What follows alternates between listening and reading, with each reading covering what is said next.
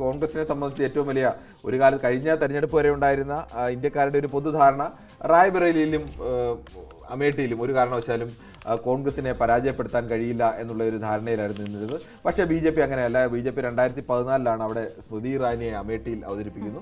സ്മൃതി ഇറാനി വരുന്നു. സ്മൃതി ഇറാനി വരുമ്പോഴും രാഹുൽ ഗാന്ധിയുടെ ഭൂരിപക്ഷം വല്ലാതെ കുറയുന്ന ഒരവസ്ഥയിലേക്ക് ഉണ്ടാകുന്നു. അത് 1,07,000 എന്ന മട്ടിലേക്ക് രാഹുൽ ഗാന്ധിയുടെ ഭൂരിപക്ഷം കുറയുന്നു. കഴിഞ്ഞ തവണ രാഹുൽ ഗാന്ധി മത്സരിക്കുമ്പോഴും രാഹുൽ ഗാന്ധിയുടെ ധാരണ അനായാസമായി തന്നെ അതായത് ഈ മെയ് 20 പല VIP സ്ഥാനാർത്ഥികളുടെയും സ്റ്റാറ്റസ് അപകടത്തിലാകുന്ന ഒരു തെരഞ്ഞെടുപ്പ് കൂടിയാണ്. VIP ഏറ്റവും പ്രധാനം ഇപ്പോൾ വരുമ്പോൾ ഇപ്പൊ ഈ തവണ അമേഠിയിൽ ആ വിഷയം വരുന്നില്ല.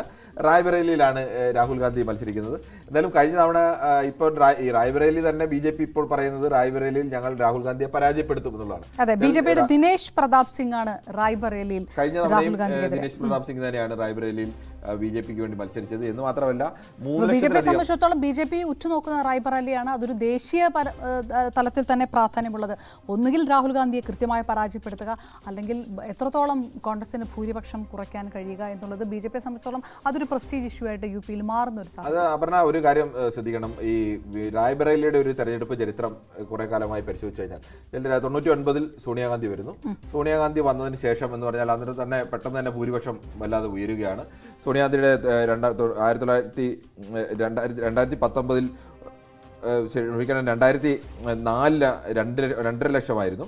2006 4.18 ലക്ഷമായിട്ട് അത് ഉയർന്നു. 2006 എന്ന് വെച്ചാൽ സോണിയാഗാന്ധി രാജിവെച്ചിട്ട് വീണ്ടും മത്സരിച്ചാണ്.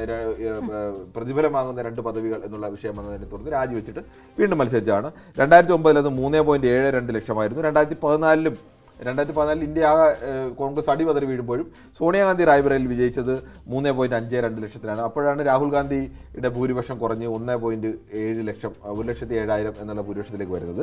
2019 പക്ഷേ 1.67 ലക്ഷം മാത്രമായിരുന്നു ഭൂരിപക്ഷം. അന്നേരം ഒരു വിഷയം ആലോചിക്കണം. ആ സമയത്ത് അതിനു മുമ്പ് വരെയും സോണിയാഗാന്ധി മത്സരിക്കാൻ വന്നതിന് ശേഷം ഏതെങ്കിലും ഒരു ഘട്ടത്തിൽ ഒരു 1.5 ലക്ഷത്തിന് മേൽ വോട്ട് മറ്റ് എതിർ സ്ഥാനാർത്ഥിക്ക് ലഭിച്ചിട്ടില്ല. കഴിഞ്ഞ തവണ ഇത് 3 ലക്ഷത്തിന് മേൽ വോട്ടിലേക്ക് വന്നു എന്ന് ആലോചിക്കണം. ആ സ്ഥാനാർത്ഥി തന്നെയാണ് ഇക്കുറി വീണ്ടും റായ്ബറേലിയിൽ മത്സരിക്കുന്നത്. അപ്പോൾ റായ്ബറേലിയിൽ BJP പറയുന്നെങ്കിലും നമുക്ക് പൂർണ്ണമായും BJPയുടെ അവകാശവാദത്തെ അങ്ങനെ തള്ളിക്കളയാൻ റായ്ബറേലിയിൽ കഴിയില്ല. റായ്ബറേലിയിൽ നിന്ന് പിന്നെ നമ്മൾ പോകുന്നത് അമേഠിയിലേക്ക് തന്നെ. കേന്ദ്രമന്ത്രി സ്മൃതി ഇറാനി മത്സരിക്കുന്ന മണ്ഡലം. അതിലൊരു ഇപ്പോൾ KL ശർമ്മ, കോൺഗ്രസിന്റെ KL ശർമ്മ മത്സരിക്കുന്നു. ഈ മറ്റേ ഇതിനകത്തൊരു പ്രധാന വിഷയം അപർണ, യഥാർത്ഥത്തിൽ അമേഠിയിലേക്ക് പോകുന്നതിനേക്കാൾ എനിക്ക് തോന്നുന്നു കുറെ കൂടി ആളുകൾക്ക് താല്പര്യം ഈ റായ്ബറേലിയുടെ ഒരു വിഷയം കൂടിയുണ്ട്. കഴിഞ്ഞ തവണ അമേഠിയിൽ എങ്ങനെയാണോ രാഹുൽ ഗാന്ധിയെ പരാജയപ്പെടുത്തിയത്, രാഹുൽ ഗാന്ധിയെ പരാജയപ്പെടുത്താൻ ഒരു ദിവസം ഈ കോൺഗ്രസ് തീരുമാനിച്ചതുപോലെ ഈ ഏറ്റവും അവസാന ദിവസം കൊണ്ടുവന്ന് രാഹുൽ ഗാന്ധി എവിടെ മത്സരിക്കുക, ചിലപ്പോൾ അവർ മുൻകൂട്ടി ആലോചിച്ച് അവരുടെ തന്ത്രമായിരിക്കാം, അത് വേറെ കാര്യം അറിയുന്നില്ല. പക്ഷേ BJP അങ്ങനെയല്ല. BJP നേരത്തെ തന്നെ സ്ഥാനാർത്ഥിയെ പ്രഖ്യാപിച്ച് പ്രവർത്തനങ്ങൾ ആരംഭിച്ച് അങ്ങനെ വളരെ മുൻകൂട്ടി തന്നെ എങ്ങനെയാണോ അമേഠി. ഞാനിതിനകത്തൊരു തമാശ ഒരു ചോദ്യം ചോദിക്കട്ടെ ഇടയ്ക്ക്. ഇത് കോൺഗ്രസിനെ സംബന്ധിച്ചിടത്തോളം റായ്ബറേലി ജയിക്കുക എന്നുള്ളതാണ് ഏറ്റവും പ്രധാനപ്പെട്ട കാര്യം UPയിൽ സംബന്ധിച്ചിടത്തോളം. പക്ഷേ കോൺഗ്രസ് റായ്ബറേലിയിൽ ജയിക്കുകയാണെങ്കിൽ ചില വിമർശനങ്ങൾ നേരിടാൻ പോകുന്ന ഒരു സംസ്ഥാനം ഇവിടെയുണ്ട്, കേരളം എന്നുള്ളത്. അത് മറ്റൊരു വിഷയമായിട്ട് അവിടെ നിൽക്കും. പക്ഷെ അതെല്ലാം പറഞ്ഞ തെരഞ്ഞെടുപ്പ് കഴിഞ്ഞുള്ള വിഷയങ്ങളാണ്. അടിസ്ഥാനപരമായി നിങ്ങളൊരു യുദ്ധമുഖത്ത് നിൽക്കുകയാണ്. നിങ്ങളൊരു യുദ്ധമുഖത്ത് നിൽക്കുമ്പോൾ ആ യുദ്ധമുഖത്ത് വിജയം നേടുക എന്നുള്ളതാണ്. അതിനുശേഷം എന്ത് ചെയ്യുന്നു എന്നുള്ളതും, അല്ലെങ്കിൽ ഇപ്പോൾ നിൽക്കുന്ന ഏതെല്ലാം കക്ഷികൾ ഇപ്പോൾ BJPക്ക് ഭൂരിപക്ഷം കിട്ടാതെ വന്നാൽ ഇന്ത്യ മുന്നണി നിൽക്കുന്ന എല്ലാ കക്ഷികളും ഇവിടെ തന്നെ ഉറച്ചു നിൽക്കണം എന്നുള്ളതിനകത്ത് വ്യവസ്ഥയൊന്നുമില്ല. അല്ലെങ്കിൽ ഇപ്പോൾ പുറത്തു നിൽക്കുന്ന BJPയുമായി സഖ്യകക്ഷിയിൽ നിൽക്കുന്ന ഒരു സ്ഥലത്ത് പല പാർട്ടികൾക്കും BJPയുടെ കൂടെ പോയി നിൽക്കുന്നതിനേക്കാൾ ഇന്ത്യ മുന്നണിയെ പോലൊരു സഖ്യത്തിൽ വന്നു കഴിഞ്ഞാൽ അതിന് ഭൂരിപക്ഷം കിട്ടുകയാണെങ്കിൽ അവിടെ നിന്നാൽ കൂടുതൽ പ്രാമുഖ്യം കിട്ടും, കൂടുതൽ അവസരങ്ങൾ കിട്ടും. അങ്ങനെ അവിടെ ഒരു വലിയ പ്രാധാന്യമില്ലാത്ത പാർട്ണറായി ഒപ്പം നിൽക്കണോ അതോ ഇവിടെ വരണോ എന്നുള്ളത് ഇതെല്ലാം തെരഞ്ഞെടുപ്പിനെ സംബന്ധിച്ചത്. ഇപ്പോൾ 2004 എങ്ങനെയാണ് വന്നത്? 2004 കോൺഗ്രസിനേക്കാൾ സീറ്റ് കിട്ടിയത് BJPക്കാണ്. അത് തെരഞ്ഞെടുപ്പുമായി ബന്ധപ്പെട്ട് യുദ്ധമുഖത്ത് നിൽക്കുമ്പോൾ അങ്ങനെ തന്നെ. ഞാനതൊരു അല്പം കൗതുകരമായിട്ട് പറഞ്ഞത് റായ്ബറേലിയുടെ വിജയ ചിത്രം വയനാടിന്റെ ഇനിയുള്ള ലോക്സഭാ തെരഞ്ഞെടുപ്പ് ചിത്രത്തെ കൂടി സ്വാധീനിക്കുന്ന ഒന്നായി മാറുകയാണ് കോൺഗ്രസിനെ സംബന്ധിച്ചിടത്തോളം. അത് 100% ഉറപ്പാണ്. അങ്ങനെ ഒരു സാധ്യത ഉണ്ട്. റായ്ബറേലിയിൽ രാഹുൽ ഗാന്ധി വിജയിച്ചാൽ സ്വാഭാവികമായും റായ്ബറേലി നിലനിർത്താനായിരിക്കും രാഹുൽ ഗാന്ധി ശ്രമിക്കുക. കാരണം വയനാടിനെ സംബന്ധിച്ചിടത്തോളം കോൺഗ്രസിന് വലിയ സ്വാധീനമുള്ള മണ്ഡലമാണ്. പക്ഷേ റായ്ബറേലി രാഹുൽ ഗാന്ധി അല്ലാതെ മറ്റാരും മത്സരിച്ചാലും അങ്ങനെ ഒരു വിജയ സാധ്യത ഉള്ളൊരു മണ്ഡലമല്ല. റായ്ബറേലിയിൽ നിന്ന് രാജിവെച്ചാൽ ആ സീറ്റ് പോയി എന്നതിനപ്പുറത്തേക്ക് മറ്റൊന്നും കോൺഗ്രസിന് കണക്കാക്കാൻ കഴിയില്ല. അതുകൊണ്ട് തന്നെ സ്വാഭാവികമായും അങ്ങനെ ഒരു തീരുമാനം ഉണ്ടാവാനാണ് ജയിച്ചാൽ സാധ്യതയുള്ളത്. നിലവിലെ സാഹചര്യത്തിൽ ജയിക്കാൻ സാധ്യതയുള്ളത് മറ്റൊന്നും കൂടി പറയുന്നത്, കഴിഞ്ഞ തവണ മത്സരിക്കുമ്പോൾ സോണിയാഗാന്ധി അടക്കം മത്സരിക്കുമ്പോൾ കോൺഗ്രസ് ഒറ്റയ്ക്കാണ് മത്സരിച്ചത്. അവിടെ കോൺഗ്രസ് ഒറ്റയ്ക്ക് മത്സരിക്കുന്നു, എസ് പിയും ബി എസ് പിയും സഖ്യമായി മത്സരിക്കുന്നു, BJP മറ്റൊരു ഘട്ടത്തിൽ മത്സരിക്കുന്നു. അവിടെ എസ് പിയെ സംബന്ധിച്ചിടത്തോളം എസ് പിക്ക് ഈ റായ്ബറേലിയിൽ വലിയ ഒരു മെജോറിറ്റി ഉണ്ടെങ്കിൽ, കാരണം അവിടെ 5 നിയമസഭാ മണ്ഡലങ്ങളുണ്ടെങ്കിൽ അതിൽ 4ഇടത്തും സമാജ്വാദി പാർട്ടി MLA-മാരാണുള്ളത്. സമാജ്വാദി പാർട്ടിക്ക് വലിയ സ്വാധീനമുണ്ട്. സമാജ്വാദി പാർട്ടിയുടെ മറ്റൊരു പ്രത്യേകത, ഈ മുലായം സിംഗ് യാദവും സോണിയാഗാന്ധിയൊക്കെ ഇരിക്കുമ്പോൾ ഇവർ പരസ്പരം മത്സരിക്കുകയും എതിരാളിയൊക്കെ നിൽക്കുമ്പോഴും മുലായം സിംഗ് യാദവിൻ്റെ മൈൻപൂരിലോ അല്ലെങ്കിൽ സോണിയാഗാന്ധിയുടെ റായ്ബറേലിയിലോ ഇവർ പരസ്പരം സ്ഥാനാർത്ഥികളെ മത്സരിച്ചിരുന്നില്ല.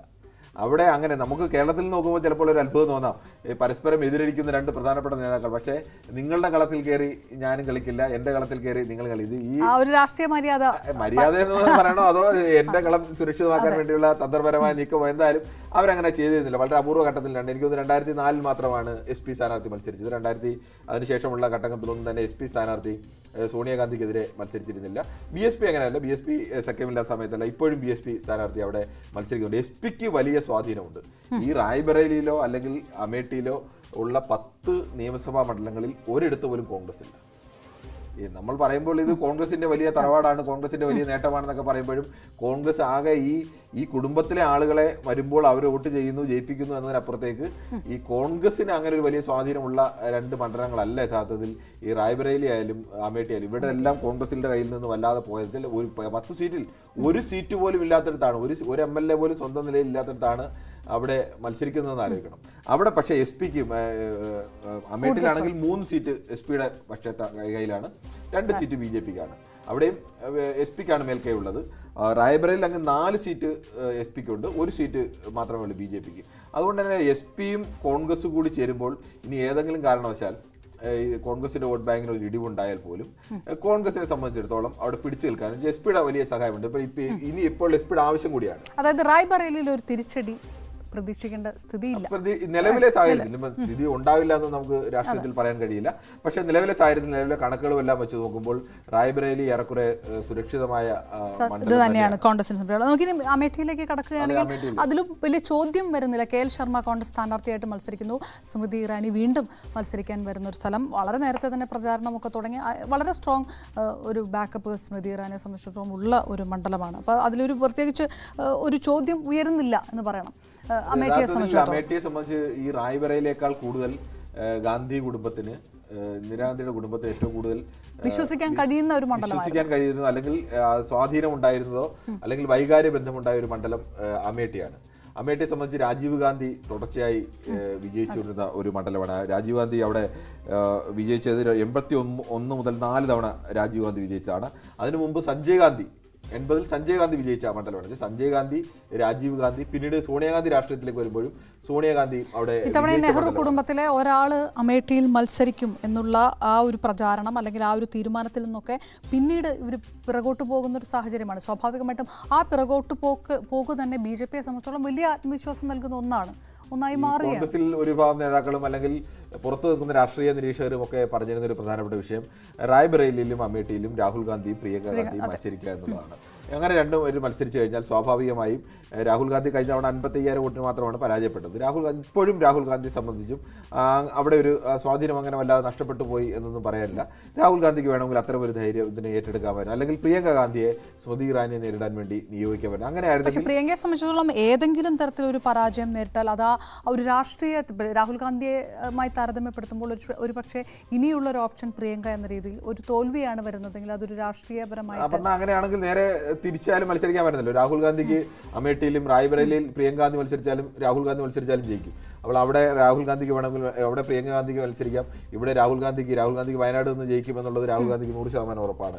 അങ്ങനെ ഒരാളിന് അമേഠിയിൽ അങ്ങനെ ഒരു വെല്ലുവിളി ഏറ്റെടുക്കാം വേണമെങ്കിൽ.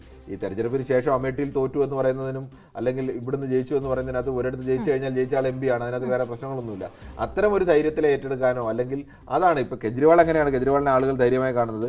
കെജ്രിവാൾ 2014 നരേന്ദ്രമോദി വാരണാസിയിൽ മത്സരിക്കാൻ പോകുമ്പോൾ ആം ആദ്മി പാർട്ടിക്ക് യൂണിറ്റ് പോലും ഇല്ലാത്തൊരു സ്ഥലത്ത്, ആം ആദ്മി പാർട്ടിക്ക് ഏതെങ്കിലും തരത്തിൽ ഒരാൾ പോലും ഇല്ലാത്തൊരു സ്ഥലത്ത് കെജ്രിവാൾ പോയി നിന്ന് നരേന്ദ്രമോദിക്കെതിരെ എതിർ സ്ഥാനാർത്ഥിയായി നിൽക്കുന്നു. അവിടെ നിന്ന് എസ് പിക്ക് സ്വാധീനമുണ്ടായിരുന്ന, BSPക്ക് സ്വാധീനമുണ്ടായിരുന്ന, കോൺഗ്രസിന് സ്വാധീനമുണ്ടായിരുന്ന വാരണാസിയിൽ നരേന്ദ്രമോദിയുടെ മുഖ്യ എതിരാളിയായി അരവിന്ദ് കെജ്രിവാൾ വരുന്നു. അവിടെ രണ്ടാം സ്ഥാനത്തേക്ക് അരവിന്ദ് കെജ്രിവാൾ 2 ലക്ഷത്തിലധികം വോട്ട് വാരണാസിയിൽ നരേന്ദ്രമോദി മത്സരിക്കുമ്പോൾ കെജ്രിവാൾ പോയി 2 ലക്ഷത്തിലധികം വോട്ട് വാങ്ങി എന്നത് ആലോചിക്കണം.